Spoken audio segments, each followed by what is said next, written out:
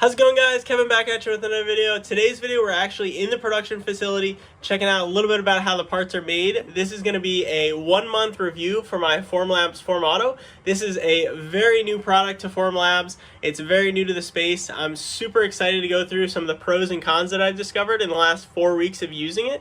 So with that, let's get into it. All right, so kicking it off here, what is the main reason you're going to buy a Form Auto, and pretty much the #1 pro here? Labor saving. So if you're looking to save on material costs, save on anything else that is not labor, you're going to be sadly mistaken, unfortunately. The Form Auto actually is increasing my costs in some of those areas, but the big pro here is labor savings. So the ability to just go into dashboard, queue up a bunch of jobs, duplicate jobs that have already run, and be able to do that from your phone, not have to be, in the office, so to speak, or on the site, to be able to send jobs to the actual printer. That is the biggest benefit and the biggest pro for the Form Auto. Outside of that big labor cost savings, there's a good number of cons that I want to go through.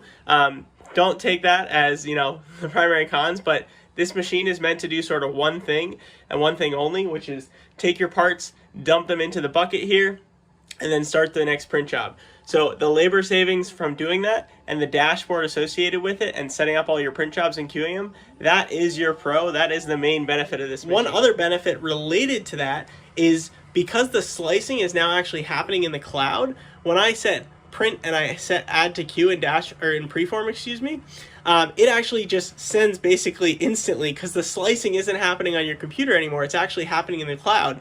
So this sort of turns into sort of my first con. So the pro of it is, instead of having to wait for that little slider bar to sort of slice and then send everything to the printer, it's essentially sending those files up to the cloud, and then all that slicing is happening up in the cloud at Formlabs servers, and it's taking the brunt of the load, and you aren't having it on your end. So I can send it a bunch of jobs and cycle through preform really quickly, whereas before I'd have to wait for it to upload, go to the next one, wait for it to upload, and sometimes these uploads would take 30-45 seconds because I have pretty big print files here and it's a lot of information, so it wasn't always the fastest.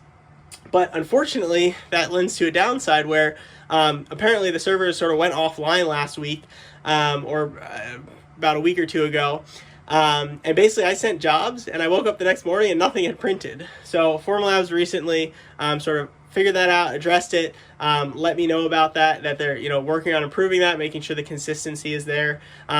The plus side is, even if the cloud goes down, you can still send prints directly. The downside is sort of you have to know that. And there's not really a great notification right now that Formlabs has set up for you to get something notified that, oh, hey, our cloud is down.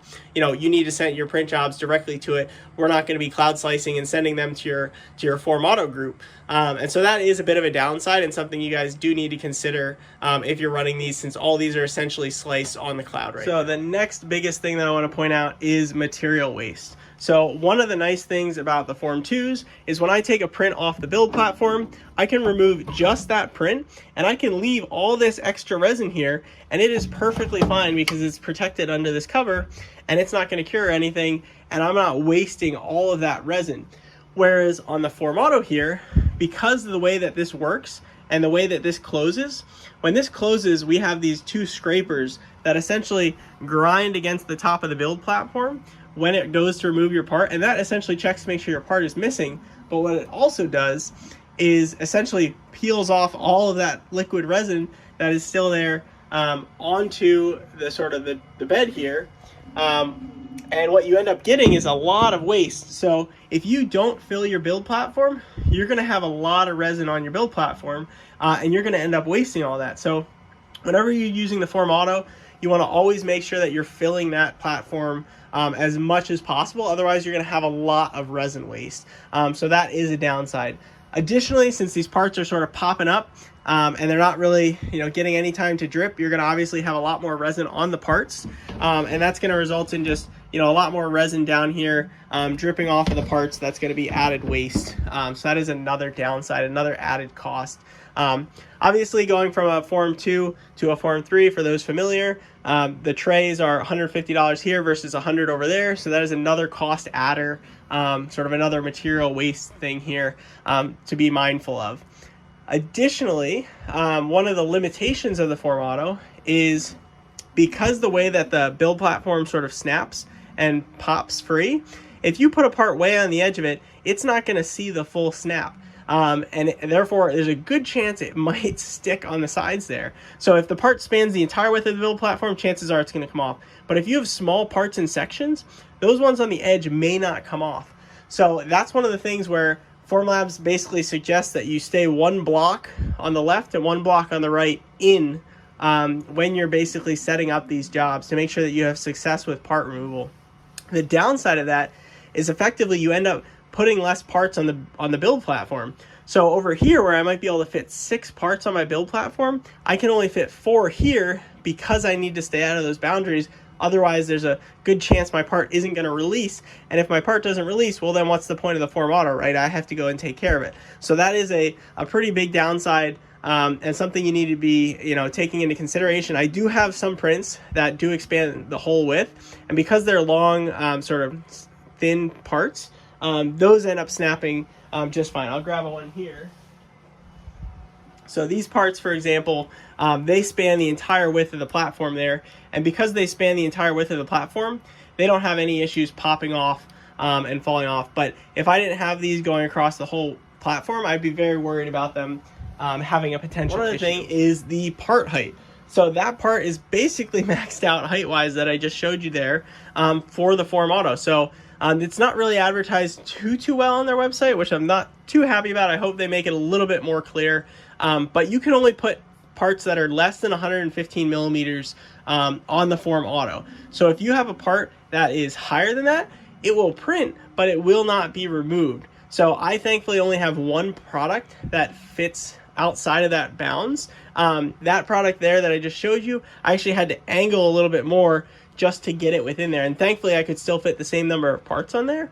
But that was definitely a thought for me because that was one of my best-selling products. I needed to make sure that it fits in here because that's one that I want to be able to constantly be printing. And so that is a consideration depending on the products that you're making or selling or designing, whatever it may be. You need to take into consideration that height restriction. So the height restriction combined with sort of I'll say the width restriction to make sure that it's going to pop free and always release are two things that sort of hurt the utilization. So because I can get sort of 6 parts on here and I can only get 4 parts on here, my utilization here might only be in the 40% range, but over here I'm printing less parts. So it sort of evens out to where I sort of approximate the Form Autos as about maybe 1.5 Form 2s, not quite 2, even though this is at 40% utilization, just because I can fit more parts on the Form 2 platform, whereas I can't on the Form 3 for fear that they're not going to properly release. And even that part that I just showed you, that part typically doesn't release the first time. So one good thing about the Form Auto is they've programmed it to set up and basically it pops and squeezes the levers 5 times in a row, I believe. It's like 5 or 6 times, but it will do that cycle 5 times in a row. At the end of each cycle of 5 pumps, it will basically drag that scraper across the build platform and make sure that the part is gone and it doesn't hit a hard stop. If it does hit a hard stop, it makes sort of a decently loud crash. It's expecting it, and the machine's capable of doing that repeatedly, so don't worry about breaking the machine. But it will just go try again to pop it. That usually takes 1 or 2 tries to get those parts off. So that is another con. So conclusions here. Form Auto after 1 month. Would I buy it again? In my opinion, I definitely would buy it again. The quality of life improvement from being able to just go away for the weekends, go away for a week, and just know that I'm going to constantly be printing parts out, and as I get orders in, I can constantly be printing, so I don't have to worry about this mad dash when I get back from, say, a vacation or even a weekend trip. That quality of life improvement is worth it alone, even though my parts are going to cost me a little bit more and not be as inexpensive as the Form 2. Now, it's not a drastic difference, but it is a difference. The quality of life improvement is worth it alone. If you're looking at getting a Form Auto because you think it's going to save you money in anything other than labor, you're absolutely wrong. It's pretty much just labor, and if anything, because of the extra resin waste, you're going to end up spending more money on your parts. So that is definitely something to take into consideration when you're purchasing a Form Auto. And you really want to also consider that the Form 2s are relatively inexpensive now. You can get them for sub $1,000 all day long in good condition. Most of mine were anywhere in the $700 to $800 range. Obviously, the resin cost is still the resin cost. It's the same between the machines. But they are real good workhorses. They're very simple. There's not a ton of moving parts. It's very easy to find parts for them. I, pushed, as you guys could see with my 6 Form 2s here, I pushed that farm out pretty much as hard as I could, and then sort of realized, hey, like, for me to sort of do this sustainably, it's a lot easier if I have less machines and they're just running more frequently and they give me sort of a bin of parts at the end of it. That was a much better quality of life for me. So that is why I made the change. It's obviously costly and expensive, but in my opinion, for my situation, it was worth it. So with that, if you guys have any more questions on any kind of functionality or anything, I'm more than happy to answer them down below. If you're curious about anything else, feel free to drop it in the comments. I will be doing a little sort of mini tour of the production facility later on, showing you guys sort of how I make the parts that I produce, what are all the sort of processes and techniques that I use, so you guys can learn a little bit more of sort of the background of that. And with that, I appreciate you guys. Thanks for watching and hitting that subscribe button down below. If you want to see more videos for this, if you want to see more videos like this, definitely drop a comment and a like down below. Thanks for watching. I'll catch you guys next time.